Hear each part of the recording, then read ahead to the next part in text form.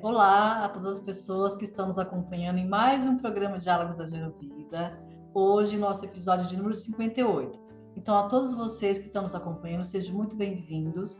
Hoje falaremos um pouquinho sobre a atuação do gerontólogo em uma equipe multidisciplinar em LPI, que é Instituição de Lugar de Permanência para Idosos, casas de repouso, lares para pessoas idosas e residencial sênior. Para falar sobre esse assunto, eu estou aqui com a Roberta Taralo. Eu vou apresentar a Roberta para vocês e depois, como sempre, vamos direto ao assunto. Roberta Taralo é bacharel em gerontologia pela USP, mestra em gerontologia pela Unicamp, especialista em neuropsicopedagogia pela Faculdade Metropolitana, focalizadora de danças circulares em cadeiras e tem mais de 10 anos de experiência e atuação na área da gerontologia. Nesses, vários anos dedicados aí ao trabalho e prestação de serviços em casa de repouso para pessoas idosas. Roberta, seja muito bem-vinda ao nosso programa Diálogos da Gerovida, no nosso episódio de número 58. E agradecemos também a gerontóloga Cida Costa, que indicou a Roberta para esse episódio de hoje. Então vamos lá, Roberta, vamos direto ao assunto. Você poderia falar para nós, assim, de forma resumida, qual que é a função ou quais são as atividades que um bacharel em gerontologia pode desenvolver dentro de uma casa de repouso para pessoas idosas? Sim, claro. Agradeço ao convite. Agradeço, uma honra estar aqui com vocês. Agradeço a Cida, uma parceira, uma amiga aí de longa data, desde a minha formação em gerontologia. Agradeço a Wanda por toda essa oportunidade, experiência, parceria de muitos anos. E vamos lá. Qual é a função ou quais são as funções e atividades que nós desempenhamos? Basicamente, a gerontologia, o bacharel em gerontologia, ele vai trabalhar com a gestão, seja a gestão de casos, seja a gestão de um determinado departamento, a gestão de uma empresa, no caso da instituição, ou assim por diante, né, de acordo com a sua necessidade, hierarquia, amplitude e tudo mais. Então, basicamente, o gerontólogo, ele trabalha com a gestão. Na instituição de longa permanência, a gente pode trabalhar com a gestão de casos, então, olhando pessoa por pessoa, residente por residente, a gente pode trabalhar com determinado assunto. Vamos fazer eventos, atividades, então trabalhar com a programação, com o cronograma daquela instituição, podemos trabalhar com os profissionais a serem contratados, com os colaboradores, podemos trabalhar integrando toda a equipe, então médicos, nutricionista, psicólogos, todos que estão naquela equipe, né? Fisioterapeutas, terapeutas ocupacionais e todos que fazem parte da equipe multi. E, além disso, podemos atuar também com a gestão, mas de forma administrativa, trabalhando com indicadores, trabalhando em parceria com o pessoal do Recursos Humanos, para saber quem a gente pode contratar para atuar na casa. A gente pode trabalhar também pedindo parcerias, então, se a gente precisa de doações, no caso das instituições filantrópicas, como que a gente vai, quais os recursos que a gente precisa entrar junto às prefeituras ou a outras empresas e órgãos. Então, são diversas ações, funções e atividades que o gerontólogo pode ter e atuar em uma instituição de longa permanência para idosos. Você falando me faz pensar realmente quando você falou da parte de recursos humanos, o quanto é interessante no sentido de as pessoas que são atendidas nessas instituições são pessoas idosas, que precisa ter os profissionais que vão trabalhar nessas instituições têm que ter esse olhar sobre o processo de envelhecimento, as especificidades desse público que está nessa fase da velhice. E é muito importante realmente pensar nesse profissional da gerontologia, né, o gerontólogo, como essa pessoa que vai conseguir saber quem são esses profissionais que têm esse olhar um pouco mais diferenciado, porque é importante. Não adianta somente ter a sua formação técnica, na sua área, de todas essas áreas que você falou, dos cuidadores. Não adianta ter só formação técnica. Quando se vai trabalhar nessas instituições, realmente é importante ter este diferencial do olhar das especificidades do público que é a pessoa idosa, né, Roberto? Isso mesmo. Então, quando você toca nesse assunto dos recursos humanos, a gente vai. Tem diversos profissionais, a gente sabe que em diversas áreas você pode focar para trabalhar com aquilo que mais a pessoa, né, tem afinidade. Então, quando a gente pensa em ILPI, que é o termo, né, que a gente usa para instituições de longa permanência, para idosos, quando a gente pensa em LPI, os recursos humanos, as pessoas que vão trabalhar, elas têm que ter esse olhar diferenciado. Se elas ainda não têm, também cabe ao gerontólogo proporcionar essa Sim. capacitação, ou mesmo a pessoa, o RT, que é o responsável técnico pela ILPI, buscar também capacitar os seus profissionais, porque às vezes o profissional precisa de uma capacitação, uma atualização sobre o assunto, que é sempre importante e necessário a gente ter também esses cursos para a gente ter a qualidade de prestação de serviço muito bem apurada, para que o idoso seja muito bem atendido. Uhum. Então, quando a gente pensa nessa questão do gerontólogo para os recursos humanos, é justamente essa. Quando a gente vai fazer uma entrevista, a gente vai perguntar se já teve atuação com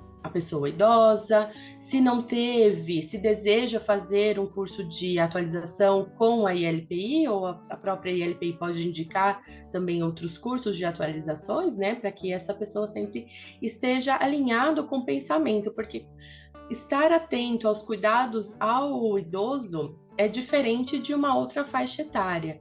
Então, tem coisas bem específicas que esse cuidador precisa saber.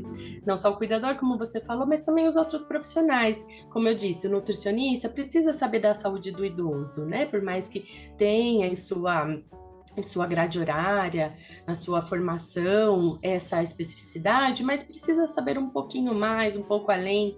Também os fisioterapeutas, você vai ser um fisioterapeuta de casa de repouso, é diferente de um fisioterapeuta hospitalar, mas que muitas coisas se conversam, com certeza, pela grade horária, pela formação que teve acadêmica. Então, o gerontólogo, ele vai alinhar todo mundo, vai alinhar desde o paciente e sua família, que a gente sempre tem que lembrar da família, né? Por que o paciente está, o residente está ali, quais são as necessidades da família e da pessoa idosa, e também com todos, cuidadores, técnicos, enfermagem, nutrição, psicólogos, todos daquela equipe, até o entorno. Trabalhar também a comunidade, quem está naquela comunidade, quem está ao redor, né, daquela residência. Então, por que não também profissional usar desse artifício, o gerontólogo usar desse artifício para capacitar e divulgar todos ao redor sobre a questão do envelhecimento e das pessoas idosas? Uhum. E quando eu apresentei você, eu falava que você já atua nessa área há mais de 10 anos. Sim. Qual que foi a sua primeira experiência, depois que você se graduou em gerontologia, nessas casas de repouso para idosos? Qual que foi a sua primeira experiência? Sim, a minha primeira experiência foi indicação da Wanda, né? Quando eu fazia parceria com a Gerovida, também faço até hoje, justamente com pequenos casos, né? Que a gente fala que é a microgestão. Então, tinha casa de repouso, a ILPI, a ILPI oferecia suas estruturas, então lá tinha fisioterapeutas próprios da ILPI, terapeutas ocupacionais, tinha a sua estrutura. Eu fui, né, contratada para atuar especificamente com uma pessoa idosa, né, com uma residente. Então eu vi de forma mais apurada as necessidades que essa residente tinha, qual era a necessidade dela com a família, dava o retorno para a família, fazia então a atividade conforme o que ela necessitava. Né? Então, fazia atividades cognitivas, sociais, porque no caso dela era algo bem pontual. Saía também com ela da ILPI, fazia acompanhamento externo, então a gente fazia passeios, almoçamos juntas. Então é um outro olhar, né? É estar ali com a pessoa, mas atendê-la de outra forma, fazer o trabalho que a gente chama hoje de concierge, que na época não era este nome, mas agora foi trazido para o Brasil. Esse trabalho agora é denominado concierge. Então, quando a gente tem um olhar apurado ao bem-estar e à qualidade de vida daquela pessoa na residência. Então, eu tinha a estrutura da ILPI e eu ia só como contratada particular para atender essa pessoa específica, as necessidades que ela tinha. Então, esse também pode ser um papel do gerontólogo, né? Não só na forma ampla, mas atuar apenas com uma pessoa ou com um grupo de pessoas e assim por diante. E aí você citou que você, além das várias atividades que você desenvolvia, você também trabalhava com a parte de estimulação cognitiva com ela. E Isso. além dela, você também trabalhou com estimulação cognitiva em outras instituições? Sim, sim. Atualmente eu também trabalho, agora com o tempo foi passando, eu fui aperfeiçoando as minhas técnicas, então quando eu trabalho de forma individual, eu já faço todo um plano gerontológico que a gente chama, então eu não trabalho só a cognição, mas eu trabalho todos os outros aspectos. Todos mesmo, biológicos, peso, quais os medicamentos que a pessoa faz uso, eu acompanho o peso mês a mês, pressão arterial, eu faço também acompanhamento de idas externas para outros profissionais médicos ou que seja, né, psicólogos, fisioterapeutas, às vezes não pessoalmente, mas eu pergunto depois para a família como que foi. Então, eu faço todo esse acompanhamento até chegar na estimulação cognitiva também, Tá. porque dos últimos casos que eu tenho acompanhado, isso ficou bem evidente ao que a gente já estudava e já estuda na gerontologia, porque nada é separado, né? Se a pessoa não está bem na forma nutricional, né? Se ela não está se nutrindo muito bem, isso vai impactar na cognição.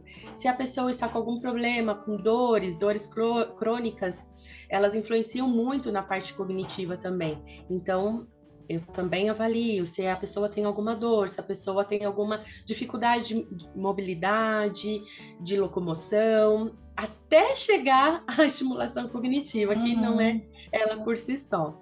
E quando a gente fala de estimulação cognitiva, a gente pode trabalhar de diversos, né, numa amplitude que algumas lives até já mostraram aqui, e que a gente trabalha com música, a gente pode trabalhar com jogos, com a própria internet, com dispositivos tecnológicos, então com celular, tablets, a gente pode trabalhar coisas específicas que às vezes a gente acredita que seja simples, mas que dependendo do seu grau de estimulação é necessário, com frases, então tudo depende de cada pessoa, né? A gente tem um arsenal de atividades a serem feitas e para cada um a gente vai atuar de um jeito, né?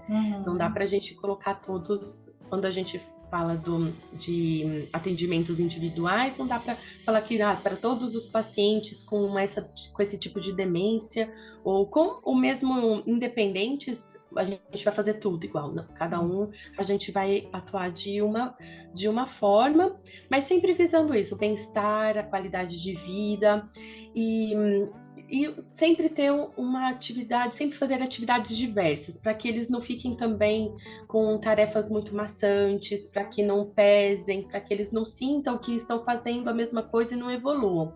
E para isso, o gerontólogo, ele sempre vai trabalhar com indicadores. Quando eu falei lá do plano, que eu sempre faço antes de trabalhar com a estimulação cognitiva, nesse plano estão os indicadores, e um desses indicadores é a evolução que a pessoa vai ter em sessão a sessão, ou mensalmente, e assim por diante. Agora, quando eu falo de grupos, então são duas formas, né? A individual e em grupo. A gente tenta traçar um perfil daquele grupo para que para que todos possam ser atendidos. É um pouquinho mais difícil, mas com o tempo a gente vai pegando o jeito, né? Então, para aquele tipo, para aquele grupo, que tipo de atividade eu posso fazer que favoreça tanto a pessoa que já apresenta algum déficit cognitivo, quanto para a pessoa que não apresente, né, que está em plena capacidade cognitiva e funcional. Geralmente em LPIs a gente já tem um padrão, né? Mas tem também LPIs que às vezes destoam um pouquinho de residente para residente, mas aí fica o nosso papel de avaliar para atuar da melhor forma possível. Uhum. E você comentou dessa questão assim, de que você está falando da sua experiência, você fazendo como gerontóloga. Anteriormente você tinha falado do papel do gerontólogo na questão da capacitação da equipe. Então, como que é esse trabalho assim? Então, você falou muito bem agora o seu trabalho individual como gerontólogo. E como que é Sim. esse trabalho, o trabalho do bacharel em gerontologia nessa capacitação, por exemplo, dos cuidadores dentro de um lar para pessoas idosas? Sim, então vamos lá. Para os cuidadores, a gente vai traçar também, sempre traçar é uma palavra que sempre fica para a gente. A gente vai traçar o perfil daquele cuidador, quem são eles, quem são esses colaboradores que estarão com a gente sempre, eles atuam em outras ILPIs, eles já têm uma experiência, porque aí vai ser diferente a capacitação para cuidadores que têm experiência e cuidadores que ainda não têm, né, que só tiveram seus estágios ou que estão iniciando ainda a sua jornada como cuidadores. Quais são, principalmente o que a gente tem que trabalhar são os legados, as crenças, como que atua. Então tem que ser desde o técnico, das questões técnicas, e aí eu chamo sempre a equipe, né? Profissional para ajudar, então o enfermeiro para nos ajudar a passar a instrução para aquele cuidador, a nutricionista, o físio, que nos ajude a traçar um plano para aquele cuidador possa atender melhor o residente. Então essa capacitação, ela tem que ser ampla, porque o cuidador também tem que saber de todas as funções do paciente ou do residente que vai ser cuidado. E o cuidador, agora aqui fazendo umas lembranças das minhas experiências quando atuo nas ILPIs, é que o cuidador ele ajuda muito a gente, principalmente na estimulação do idoso. Quando o cuidador ele é bem capacitado, ele está ali, né, porque ele sabe o que ele quer fazer, ele sabe o que ele faz, ele sabe da importância que ele tem para aquela residência, ele vai atuar de forma exemplar, gente. É maravilhoso, ele vai ajudar tanto que o idoso ele tem respostas positivas naquela ILPI, nas atividades a serem, né, desenvolvidas. Então, trabalhar com o cuidador, com a capacitação do cuidador, é de extrema importância de verdade. Às vezes eu falo que precisa começar com eles, para depois a gente ir evoluindo para outros pontos, outros aspectos que estruturais, tudo tem que estar alinhado, sim, mas trabalhar com o cuidador, às vezes, alguns gestores deixam um pouco a desejar, né? A rotatividade, às vezes, é muito grande, então a gente precisa, como, né, gerontólogo, ver esse cuidador que já está lá. Como que a gente pode fazer com que esse cuidador também ajude nas atividades a serem realizadas com os idosos? Porque eles já têm uma rotina. É importante que o cuidador tenha uma rotina de chegada, toda a ILPI tem, e nessa rotina incluir a capacitação, que pode ser diária, que seria o ideal, né? Mesmo que seja 15 minutos por dia, meia hora já é muito, mas 15 minutos por dia sempre é bom conseguir conciliar, colocar nessa agenda do cuidador, para passar o feedback, os retornos, o que pode ser melhorado, as atitudes, coisas assim que às vezes, pela fala da sociedade mesmo, a gente pode melhorar para melhor atuação junto com a pessoa residente. Aí, pensando um pouquinho, você falou também, né, que quando eu perguntei da estimulação cognitiva, você falou que hoje você não faz somente estimulação cognitiva, né? Você já tinha falado também lá atrás, com o caso único, que foi seu primeiro caso, que faz todo um plano para olhar essa pessoa e os residentes de uma forma global. Você citou algumas atividades. Assim, você quer sistematizar um pouco mais, pensando um pouquinho sobre a questão da qualidade de vida desses residentes nessas instituições, como que o gerontólogo pode atuar de forma mais sistematizada nessa promoção da qualidade de vida? Certo. Quando a gente fala de qualidade de vida, a gente tem vários questionários e indicadores que podem nos auxiliar como gerontólogos em ILPIs e para gestores também de ILPIs que não sejam necessariamente bacharéis em gerontologia, porque o gestor pode ser de outras áreas também, né? Um gestor de ILPI. Então, para você que ainda não tem essa ferramenta, nós temos o Rucol Old, que é o que vai ajudar a mensurar um pouco da qualidade de vida, tem lá os seus itens, tem o Rucol Old breve, que é um pouquinho mais curto, que dá para também os gestores aplicarem. Então, é importante a gente sempre pensar nesses tópicos. O Rucol, ele vai fazer o que a gente faz no dia a dia, que é a conversa, né? Então, a diferença é que ele vai sistematizar, como você disse, para a gente focar um pouco melhor no que precisa ser desenvolvido da qualidade de vida, porque quando a gente fala qualidade de vida, é um tema muito amplo, que, nossa, vai muito além, né? Biopsicossocial, eu falo que até religioso também, Sim. e é bem amplo, né? Espiritual, que vai além da religião, né? Espiritual também. Então, aplicar essas ferramentas da gestão nos traz esses indicadores para a gente sistematizar essa atuação.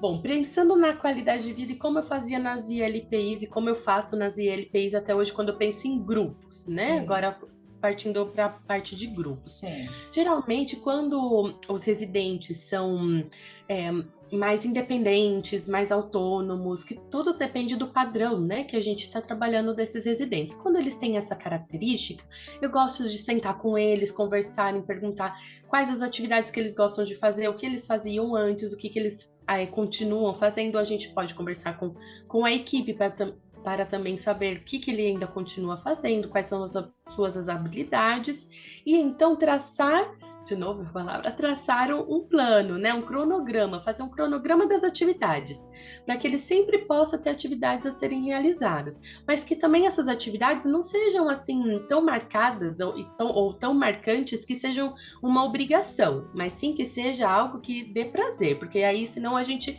vai tirar da qualidade de vida para ser algo como um dever, uma responsabilidade de fazer aquela atividade mesmo que a pessoa não goste. Então, por isso que a gente precisa traçar um plano para saber como que a pessoa vai desenvolver. É significativo? Todas as atividades têm que ser significativas para a pessoa, tem que fazer um sentido.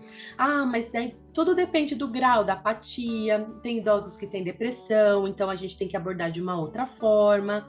Então, basicamente, quando a gente fala de atividades, é isso, a gente traça um cronograma, a gente estabelece cronograma. Segundas, terças, quartas, quintas, sextas, sábado, domingo, o que a gente vai fazer?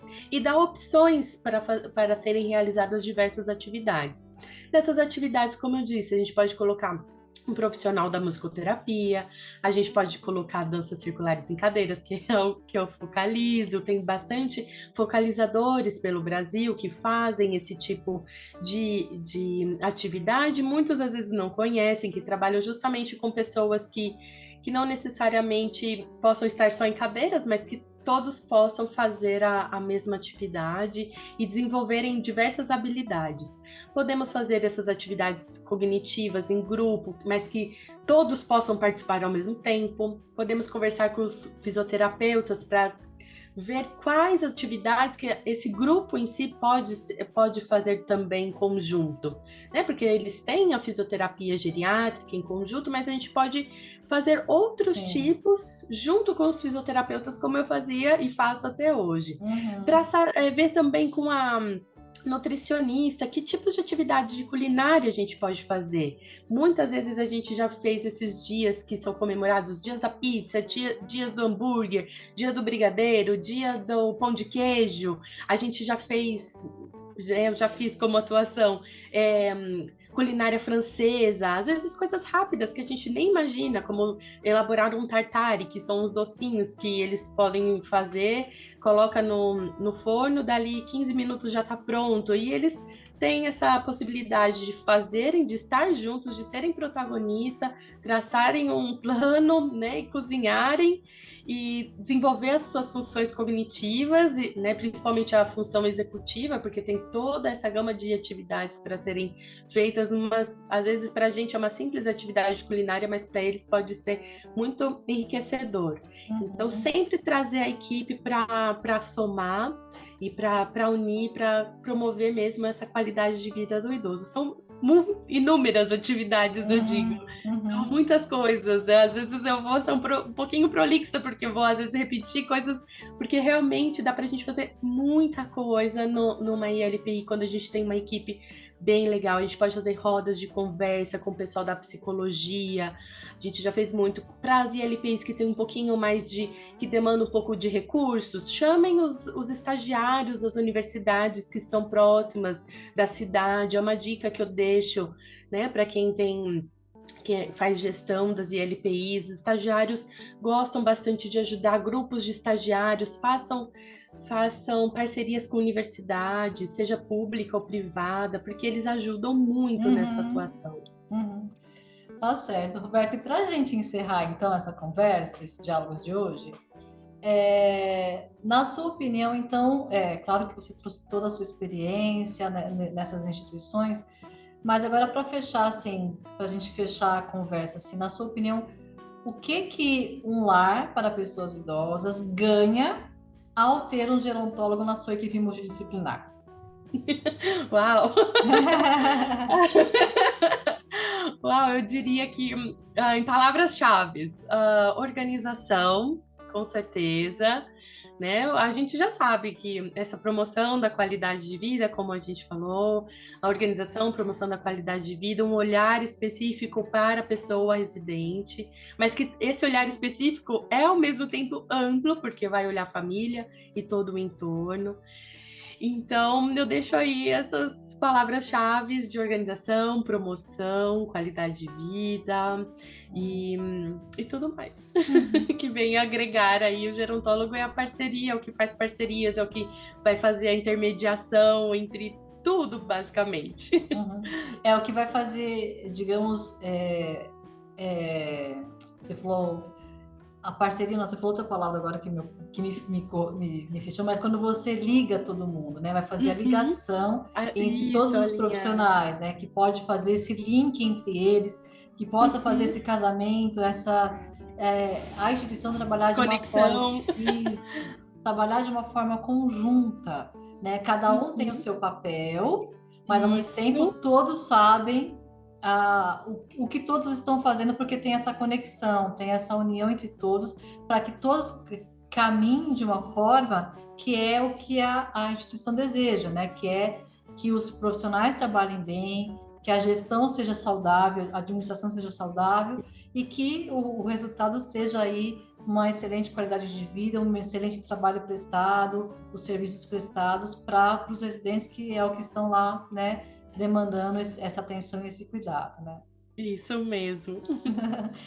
Então tá bom, Roberta, agradeço imensamente você dispor do seu tempo para falar um pouquinho sobre esse assunto aqui para o nosso episódio de hoje.